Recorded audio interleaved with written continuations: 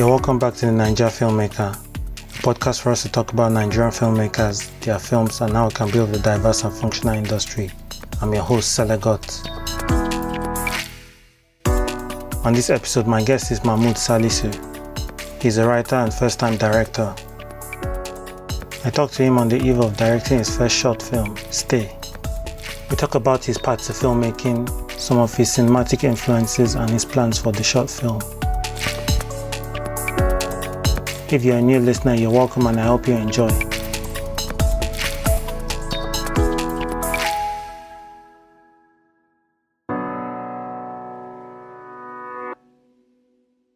Hi Mahmoud, you're welcome to the Naija Filmmaker.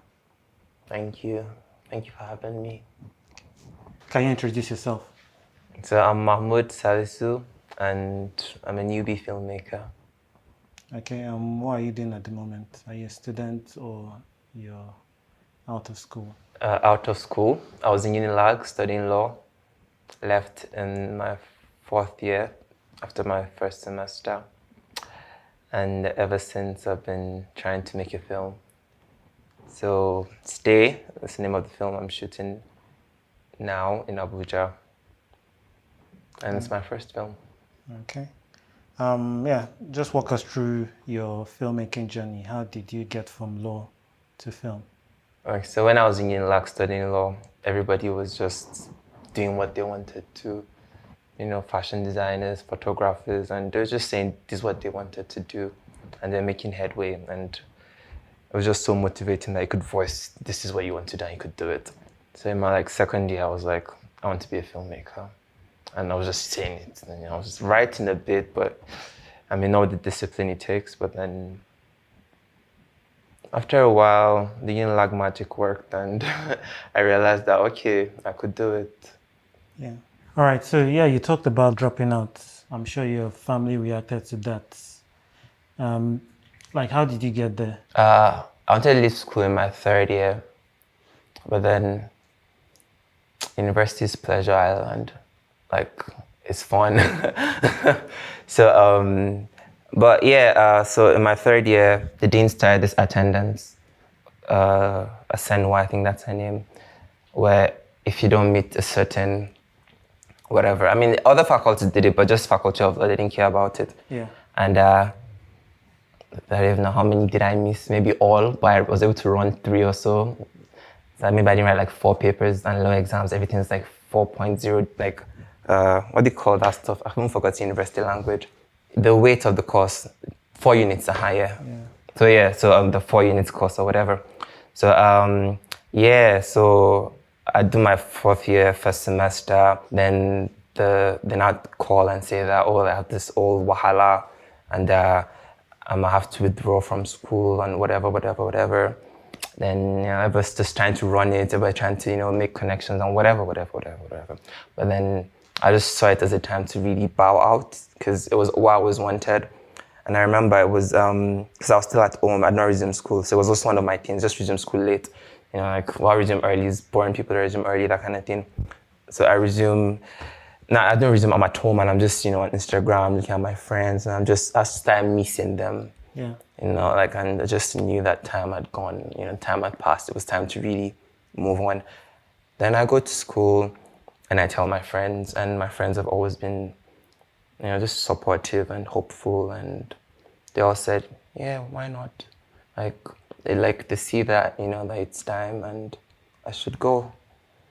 And I go, but family was weird because I was studying law and everyone liked it. Because everyone just thinks law is safe and everyone's proud that you're studying law. So it was a difference in the family. But now they respect film a little, thank God. But everyone has to, you have to prove yourself sometimes. It's not bad to prove yourself. It's necessary.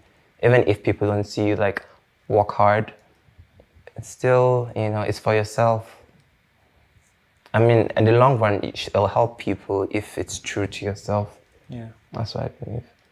Then, right, that's it. That's about leaving. Yeah, that's it. Yeah. So what's your short film about? Stay. So Stay is part of 3 short films that will be marketed as a feature film. It's Come, Stay, Go. It's kind of a portrait of intimacy, family-oriented stories, and dealing with couples and the power balance between couples, and just trying to figure it out, really. Intimacy, that's what I'm trying to figure out. So Stay follows a family after an embezzlement scandal. Okay. And we follow the husband, we follow the woman who embezzles money, and we follow our daughter. And just what happens when there's a death in ideal and the way things should be. Yeah. It's chaos. But then I just explored that chaos. I was trying to find beauty, even beauty in disgust. So that's what we're trying to do. Have you figured the type of stories you want to tell as a filmmaker, or you're still kind of exploring? Oh, I'm exploring, but I kind of have an idea. And I really want to explore intimacy in cinema, because in real life, intimacy is important, and we find ourselves through them, if it's with our parents or our friends or a lover. So thematically, and I'm very interested in intimacy. Okay, and I guess what are some of your kind of go-to films? Okay, I'll just mention like my 4 favorite films. They just capture like the essence of filmmaking I like. The Apartment, Billy Wilder, Quentin Tarantino's Inglourious Bastards. This is different, but then I like the element. I can remember the romance kind of between the French girl who won the cinema and the German war hero. Yeah. It could never be, basically, because, you know, the Germans killed her parents and everything, but I was so drawn to her. But then their intimacy was kind of their love for cinema, so I found it so beautiful. Yeah. Then third, say Devdas. It's an Indian film. The spoilers, but anyways, go see it. It's a very beautiful film. Then fourth, Whiplash. Okay. I love La La Land, but Whiplash, because I mean, I love the fact that, you know, you had to sacrifice the romance with the girl to get, you know, to be where you wanted to be. Yeah. But then at the end, you now try to go back. Because while, you know, sacrifices are important to be great. Okay, so you literally start shooting tomorrow. Yes. How do you feel? Well, I'm glad that I have people around that are just making it easy. I have 2 producers, Jeremy Umbu and Christine Boateng, and my cinematographer is amazing, Joshua Soso. Yeah. Then Sele is my AD. And it's just so cool, because I mean, all of them have made films. I'm like the newbie, so it's like I'm in the jungle and have spirit guides. So it's just easy for me. It's not easy, but since I can rely on people, it's easy. Yeah, I mean, I think that's how things tend to happen. Like most times when a director is working on a project, because films are they take long to make, so the crew tend to be more experienced than the directors, and yeah, it's about finding that way to work together and, you know, kind of getting what you want from the whole process. Talk us through how you've been preparing. So okay, I first did this ad on Instagram to get people to send videos to the company mail so that we could, you know, just sift it through. But we weren't getting specifically what we wanted, and we didn't get older actors. So spoke to Tola Balogun, is the president or something. I think president, right? Yeah. President of the Actors Guild Abuja branch, and he put it on the platform, and it became chaotic. The next morning, we saw like 8 people just in the morning, and maybe we auditioned about 70 people, maybe more. That's a lot. Yeah. What's the cast size for the film? How many actors are you working with for the film? Well, 8. and 2 extras or 3 extras. Yeah. Okay. Yeah. And there's an element of like foreign language French in your film. How did you kind of go about casting for that role? Okay, so Institut de Francais was very helpful. They tried to get us in touch with the teachers and students who could fit the roles we were looking for. So the person playing Mrs. Fouquet, Mrs. Rose, oh, I can't remember her name. So she's a teacher there. And yeah, well, the person playing her daughter, we just got her today because the person who was supposed to play the role got exposed to someone with corona. Yeah. So she just didn't want to risk it till she was sure. But then since production starts in 2 days, we couldn't risk it. So she referred us to Delphine, and Delphine came in today, rehearsed, and it was beautiful. So Yeah. but Delphine also teaches French. She owns a French school, her Okay. own with her sister. So how did you go about your rehearsals? What kind of things were you trying to figure out before the shoot day?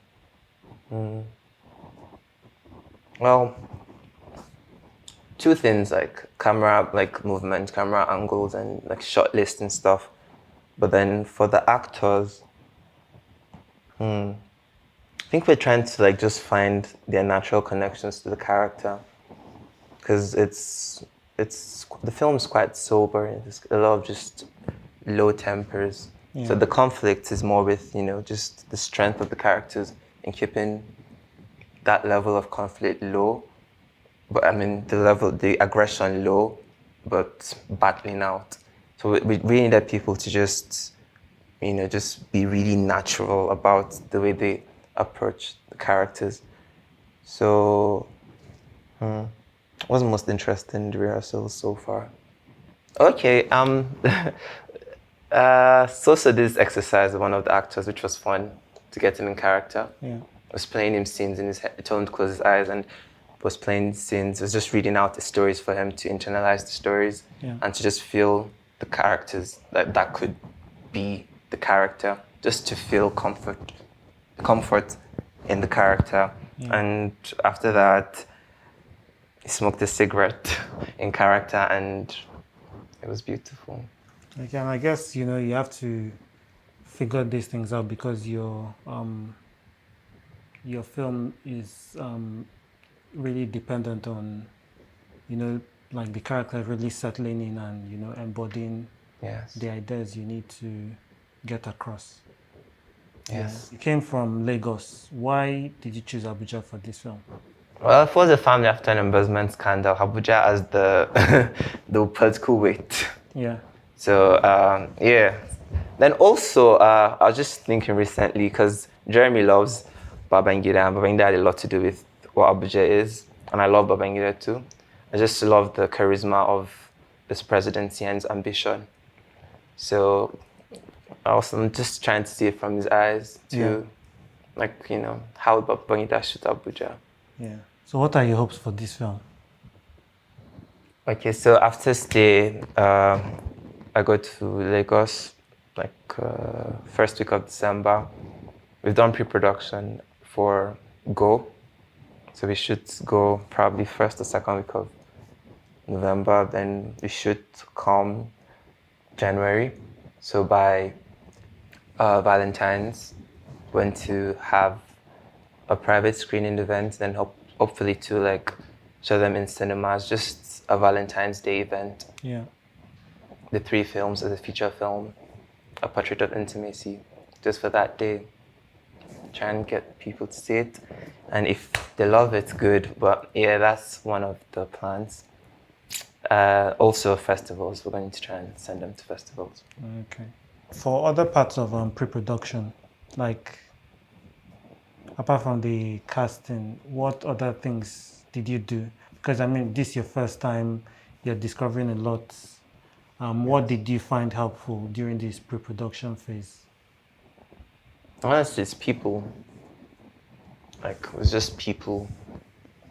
Because before I came to Abuja, And then when I wrote the script, it was just Soso and Christine that's in it.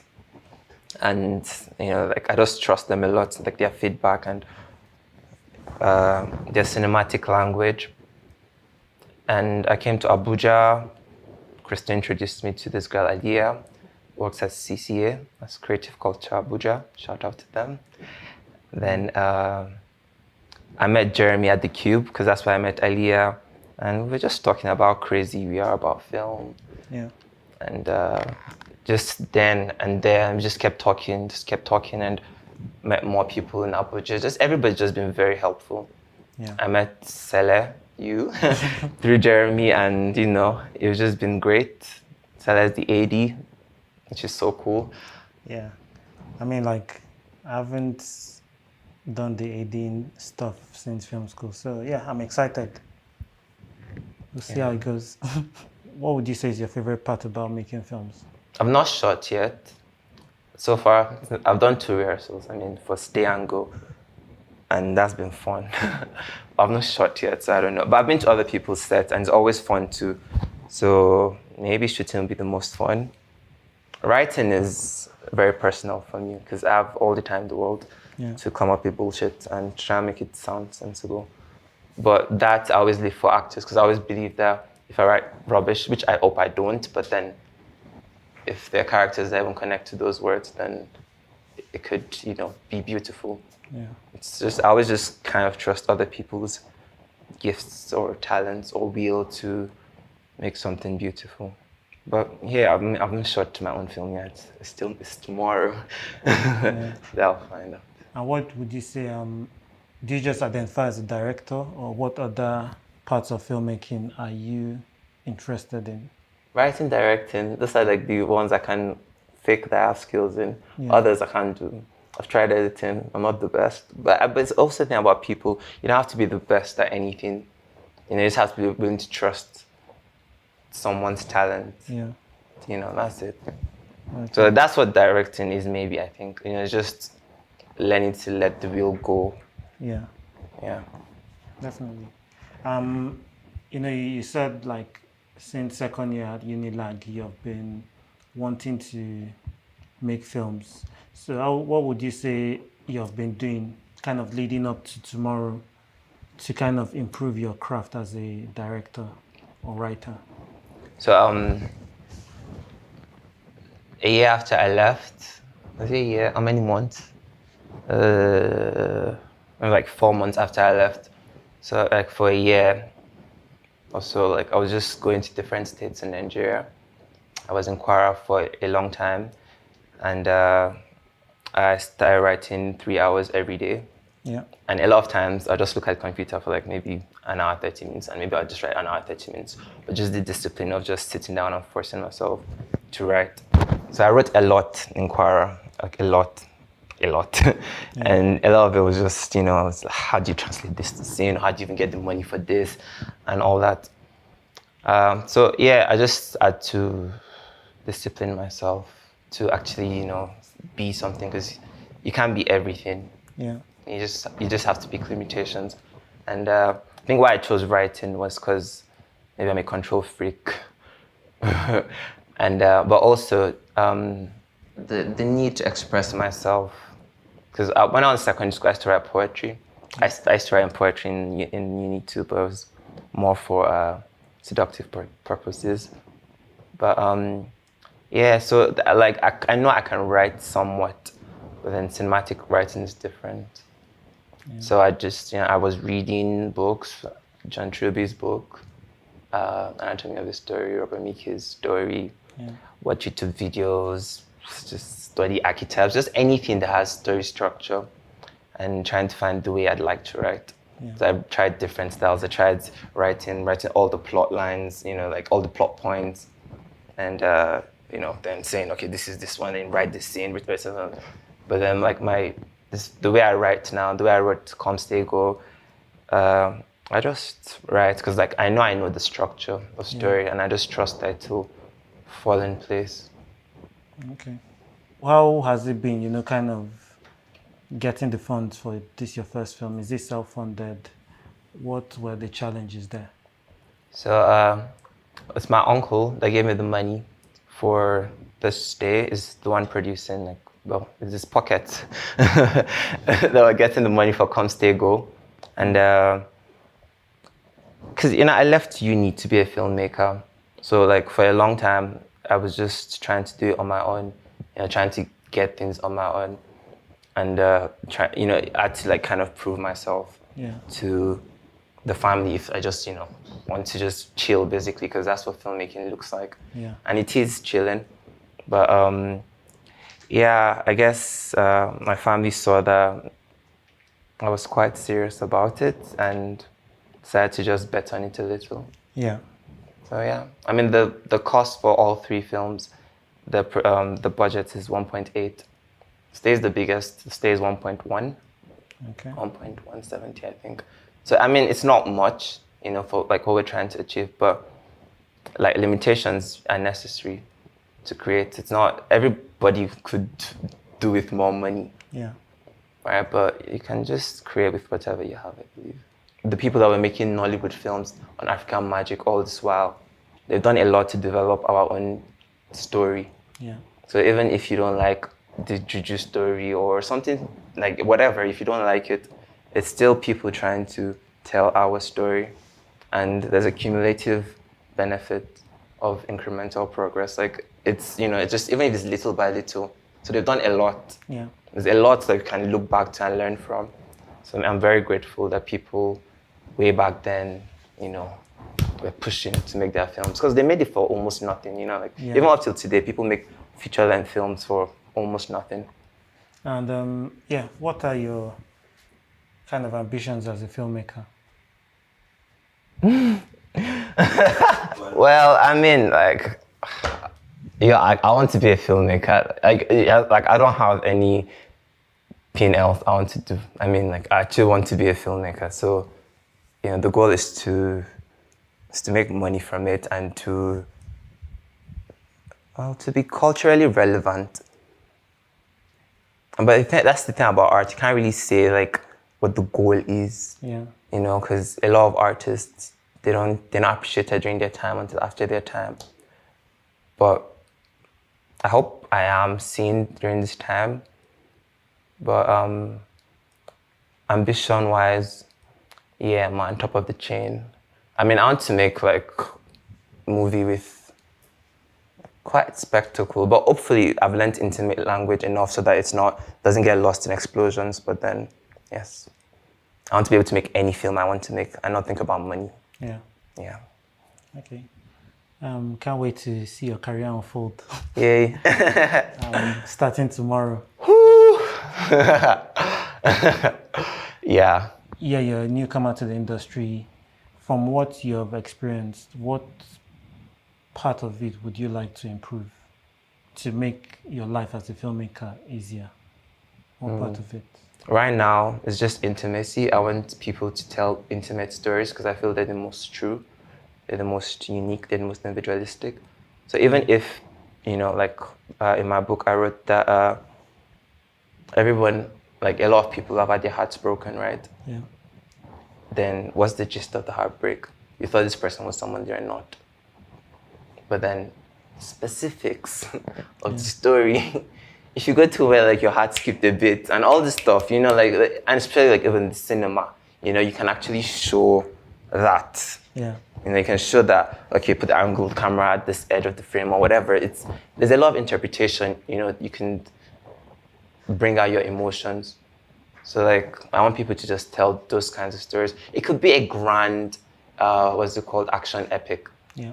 But, just that substance, something very individualistic. And for me, so far, it's intimacy that I found it. It's not just like with a lover, it's with friends, it's with family, your brother, your sister, your uncle, your aunt, just people that you share a very individual connection with. Yeah.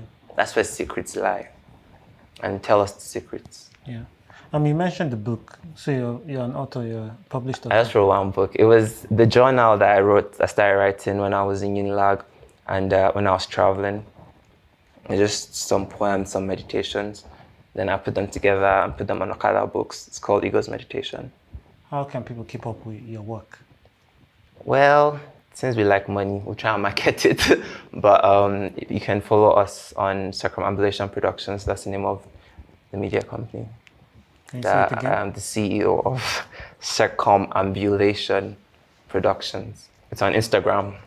So why that name? So circumambulation means to go around something. So it's a very human thing. Yeah. Religions, tribes, they just all go around in a ritual circle. All African tribes dance around fires, or they just dance around in circles. Yeah. Muslims, they go around the Kaaba, it's called Tawaf. Jews, I think they dance around in circles during Bar Mitzvah. But it's very present culturally, going around in a ritual circle. Then Carl Jung, a very brilliant psychologist, said that there's no linear evolution of self, that we circumambulate ourselves. So self, as in, the person you're trying to improve, the one that you are conscious of, at least you think you are. Like, you just don't improve. Usually it's not like from 1 to 2 to 3 to 4 to 5. Just go around in random circles trying to figure stuff out. But then that random circles you go around in trying to figure stuff out is the way to figure stuff out. Yeah. It's not easy. You're supposed to like what do you know in the beginning, right? You overshoot, then you make this mistake. But then anything meaningful, it's going to be good in the end. So it's just about kind of never losing hope, pursuing goals. It's just if you see a curve in the end, the curve is leading closer to yourself. Yeah. And how about this your book? What's the title? Ego's Meditation. On Okada Books. Yes. Awesome. Thank you, Mahmoud, for coming on the podcast. All the best with your film. Thank you, Sele. Thank you so much. Thank you for having me. We have come to the end of this episode. Please remember to leave a rating and a review. You can send your questions and feedback on social media. Follow me on Instagram and Twitter at @SeleGovFilm, and the podcast also on Instagram and Twitter at the Naija Filmmaker. See you on next episode. Have a good one.